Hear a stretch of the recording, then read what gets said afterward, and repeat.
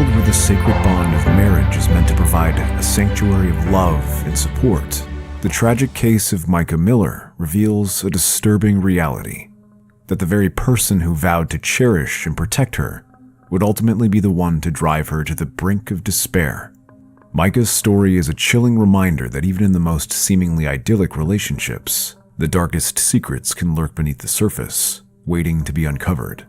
From harrowing details of long-term abuse to the heart-wrenching moments leading up to her untimely death, every aspect of this case exposes a profound betrayal that would shake the community to its core. On April 27, 2024, the quiet community of Myrtle Beach, South Carolina was shaken to its core by the devastating death of 30-year-old Micah Miller, a vibrant and ambitious woman who had been married to a local pastor, John Paul J.P. Miller, for nearly 7 years. However, the picture-perfect facade of their relationship hid a much darker truth. As the investigation into Micah's death unfolded, a complex and heartbreaking tale would emerge, one that would challenge the community's faith and test the limits of the justice system. What dark secrets lay hidden within Micah and JP's marriage, and how could a man of God allegedly commit such a profound betrayal of trust? The search for answers in Micah's case has become a rallying cry, as her family and supporters demand accountability and a reckoning for the systematic failures that may have contributed to her untimely demise. Micah and JP first crossed paths when she was just 14 or 15 years old, when she and her family began attending the Solid Rock Church in Myrtle Beach, South Carolina. At that time, JP was serving as the leader of the youth group in the same church. Despite the significant age gap, JP was 28 years old when he first met Micah. The two developed a friendship. When Micah was 18, it was JP who officiated her marriage to one of his friends, Jeremy Days. Both Micah and Jeremy were involved in the church. Micah had several responsibilities at the church, including working with the media team, while Jeremy was in charge of the sports ministry. After some time, Micah would go on to become John Paul's secretary and babysitter for his growing family. Mind you, JP had already been married to Allison and was the father of 5 children. One of these days, when Micah was babysitting for JP's kids, Allison found her husband and the babysitter in a compromising position. The two had clearly developed feelings for each other. The fallout from this revelation was swift. Both Micah and JP's marriages ended in divorce in 2016, as their extramarital affair was exposed to the public. Just a year later, the 23-year-old Micah would find herself thrust into a new role, that of stepmother to JP's 5 children, as the two wed and Micah became the pastor's wife. In her position, Micah took on even greater responsibilities within the church, leading worship, overseeing the women's and youth ministries, and even traveling abroad on mission trips to Kenya. Her dedication to her faith and the congregation was evident, but the true nature of her relationship with JP remained shrouded in darkness. As Micah's role within the Solid Rock Church grew, so did the allegations of abuse and manipulation that she endured at the hands of her husband JP. According to Micah's own sworn affidavit, she had been subject to a torrent of mistreatment, including emotional, sexual, spiritual, financial, and even physical abuse throughout her marriage. Micah's family and friends would later come forward with harrowing details of the torment she faced. They alleged that JP had hacked into Micah's personal accounts, sending messages designed to discredit her and undermine her credibility. Even more disturbingly were the claims that JP had installed multiple tracking devices on Micah's vehicle, an apparent effort to maintain an iron grip on her movements and activities. Despite the overwhelming control JP exerted over Micah, she refused to be cowed. In January 2023, Micah made the courageous decision to separate from her husband, taking the first steps towards reclaiming her freedom. This decision, however, was not an easy one, as Micah knew all too well the risks she faced in defying JP's will. Just months later, in October of last year, Micah filed for divorce, determined to break free from the shackles of her abusive marriage. This bold move was undoubtedly a testament to Micah's strength and resilience as she faced the daunting prospect of rebuilding her life in the wake of the trauma she had endured. Micah's decision to leave JP did not come without a price. A couple of times she contacted the police after sensing that someone was tailing and stalking her, which made her apprehensive as she made an effort to detach herself from the bond of marriage. Micah reported that her tires had been slashed and a tracking device had been found on her car, further fueling her concerns about JP's obsessive need to maintain control over her. These incidents only served to heighten Micah's sense of vulnerability as she navigated the treacherous waters of a divorce while constantly looking over her shoulder, fearing the repercussions of her actions. The months leading up to Micah's tragic death were marked by a series of disturbing incidents that only served to heighten the sense of unease and suspicion surrounding her relationship with JP. As Micah fought to extricate herself from the marriage and assert her independence, JP responded with a series of increasingly desperate and sinister tactics designed to maintain his control over her. In February 2024, Micah's fragile sense of freedom was shattered when JP orchestrated her involuntary hospitalization. Under the guise of concern for her well-being, JP claimed that Micah was not properly taking her medication, a pretext that allowed him to have her forcibly admitted to a psychiatric facility. However, Micah's family and friends saw through this ruse, firmly believing that JP had exaggerated her mental health issues as a means of further undermining her and solidifying his control over the situation.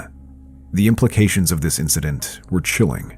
JP took Micah to a psychiatric hospital against her wish, which showed his readiness to exploit the system meant for safeguarding susceptible individuals.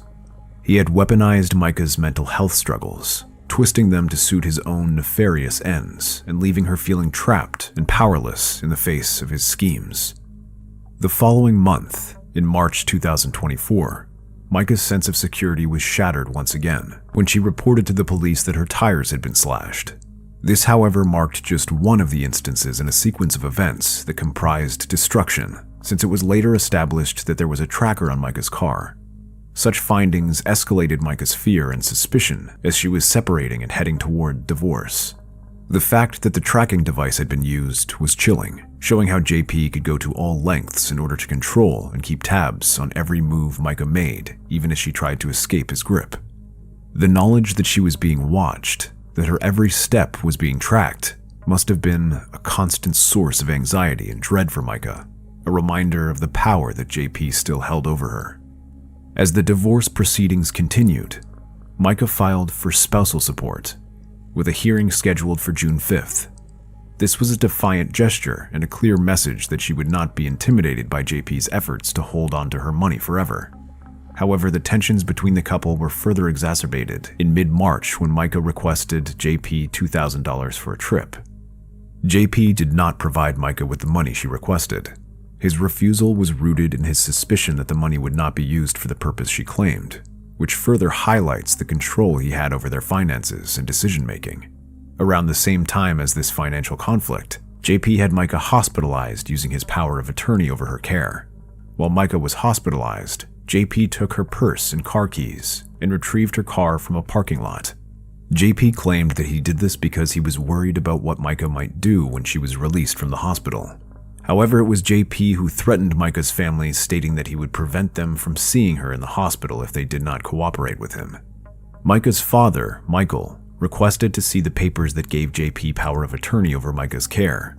Upon inspection, Michael noticed that the documents were neither signed nor notarized, suggesting they were not official.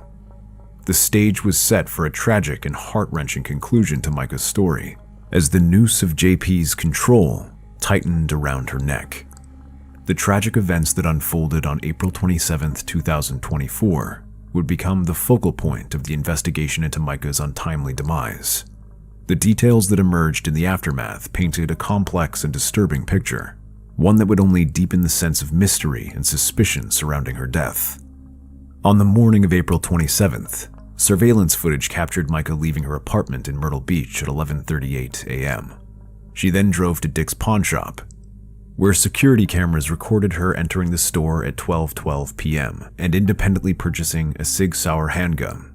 Micah's phone search history also showed that she had looked up directions to Lumber River State Park, a remote location in North Carolina. Just before 3 p.m. the same day, Micah placed a desperate call to 911.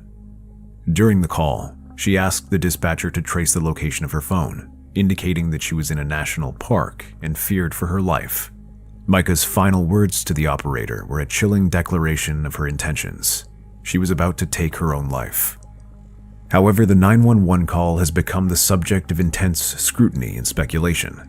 Some online conspiracy theorists claim to have detected a man's voice in the background, suggesting that Micah may have been coerced or even forced to make the call.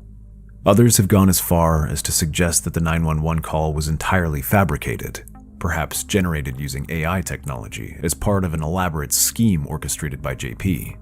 Just over an hour and a half after Micah's 911 call, a kayaker reported a woman's body in the waters of the Lumber River. It was Micah, having died from a single gunshot wound to the head. Her black Honda Accord was found in the park's parking lot, containing a Sig Sauer gun case, a box of ammunition, and a receipt for the firearm she had purchased earlier that day.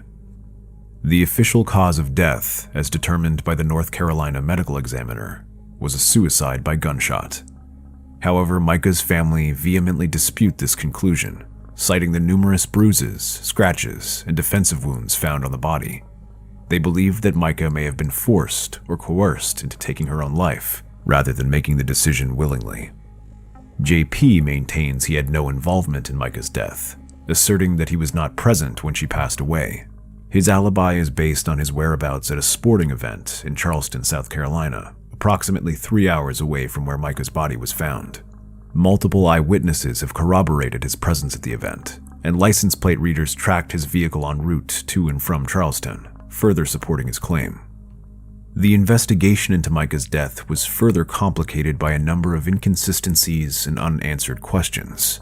The presence of multiple shell casings at the scene, for instance, raised concerns that Micah may have been the victim of foul play rather than a self-inflicted gunshot wound. Moreover, Micah's family and friends were adamant that her actions and behavior in the days leading up to her death were not consistent with someone planning to take their own life. She had a hair appointment scheduled for the following week and had made plans to attend church with her loved ones on the Sunday after her passing. As the investigation into Micah's death continued, the Robeson County Sheriff's Office and the FBI worked together to gather more evidence and piece together the events of that fateful day. However, the public outcry for justice and accountability only grew louder, with Micah's family and supporters refusing to accept the official narrative of suicide. The suspicion surrounding JP's potential involvement in Micah's death remained in the central focus of the investigation. The allegations of abuse, manipulation, and financial impropriety that had plagued their marriage only added to the sense that there was more to the story than met the eye. Ultimately, the investigation into Micah's death would become a complex and multifaceted endeavor, one that would test the limits of the authorities' abilities to uncover the truth and provide the answers that Micah's family and the broader community so desperately sought. As the investigation into Micah's death continued, JP's behavior and statements only added to the sense of unease and suspicion surrounding his involvement in the tragedy.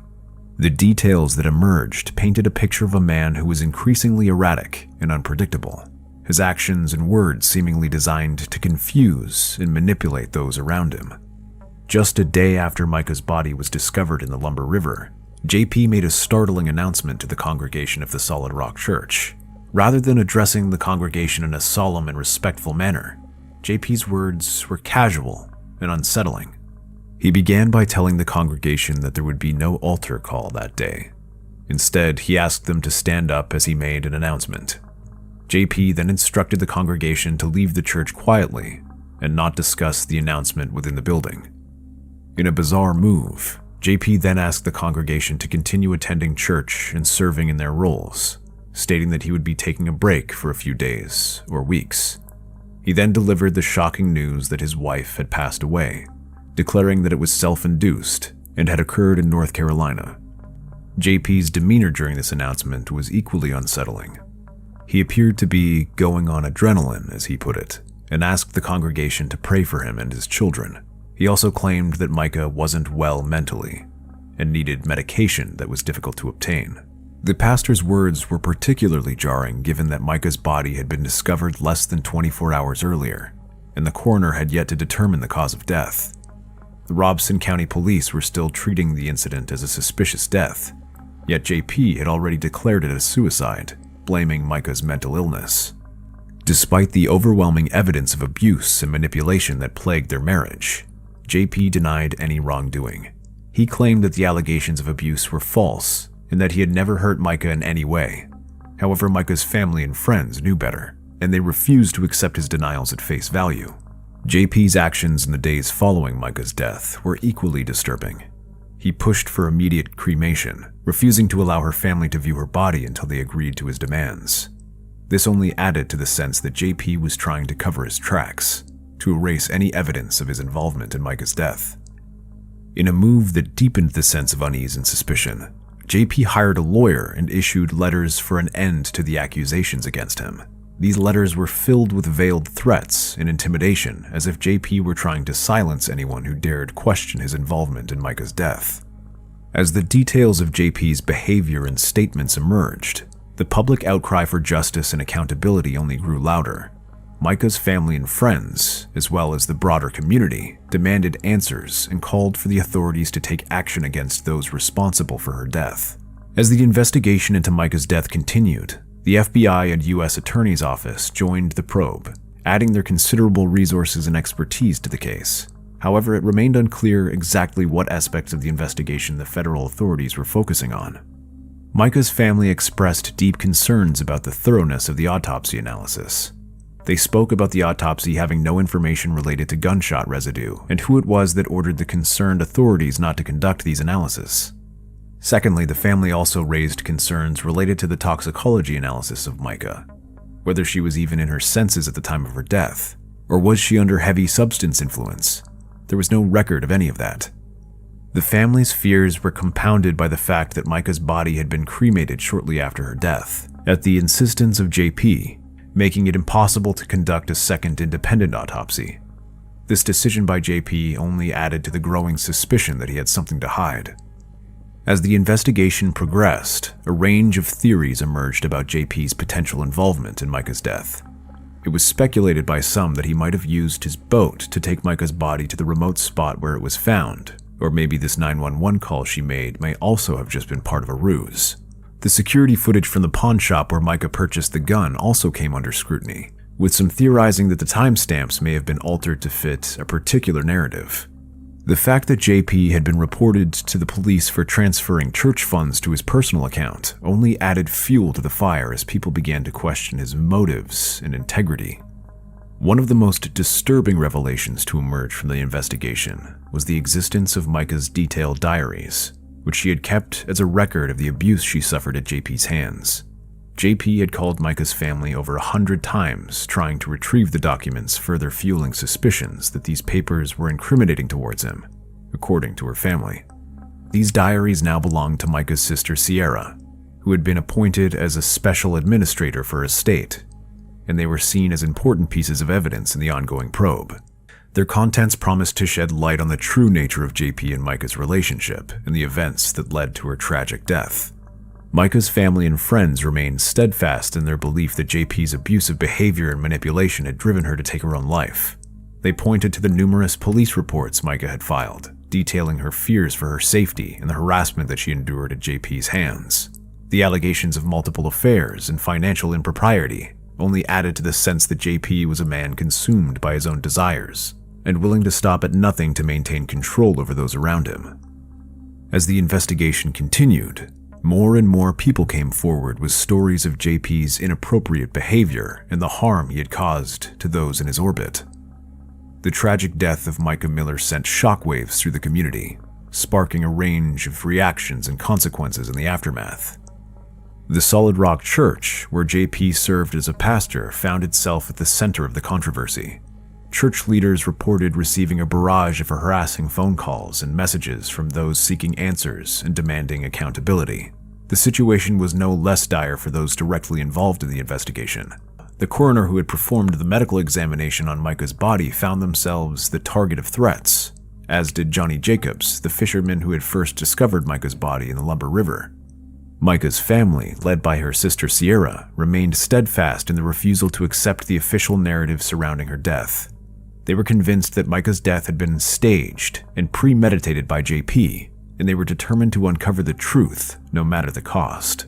The family's unwavering commitment to seeking justice for Micah was a testament to their love and devotion, as well as their deep-seated belief that the authorities had failed to fully investigate the circumstances surrounding her demise.